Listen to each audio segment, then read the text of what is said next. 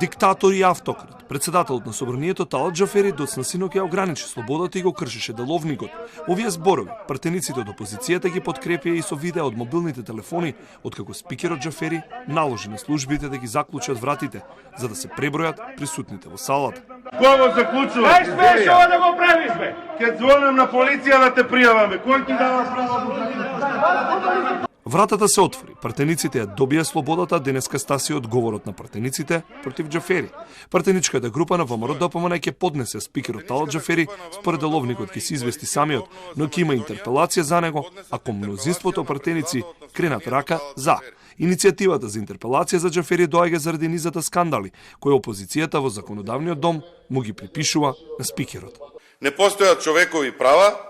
Овој автократ е влезен во филм дека никој ништо не му може и дека е недопирлив. И затоа мора да си оди подалеку од храмот на демократијата. Ова е човекот кој што си дозволува да фрла амандмани на опозицијата во контењер, да омаловажува вработени во собрание. Луѓе професионалци кои се криви само затоа што одбиваат да ги применат неговите наредби, кои се незаконски. Председателот на собранието Талат Џафери не го прекршил деловникот. Тврдат од неговиот кабинет по обвинувањата на ВМРО ДПМН дека Џафери синоќ ги заклучил во салата со купола каде требаше да се одржи 71-та седница.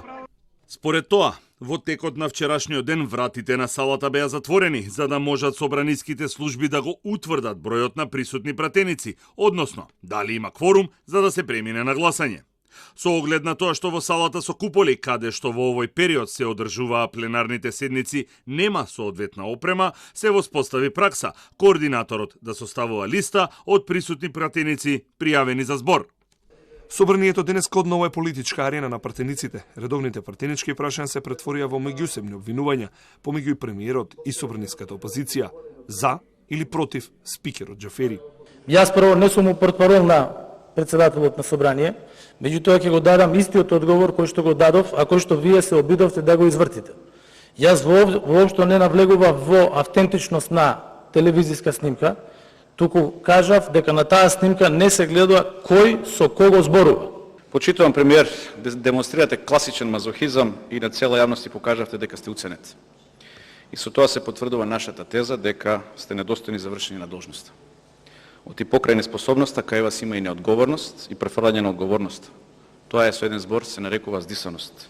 Џафери со недели е на тапет кај опозицијата во собранието која поднесе и пријава до Комисијата за деловнички и мандатно-имунитетни прашања по пријавата од пред 2 недели за недоличното однесување на Џафери кон собраниските службеници, пропратено со пцости.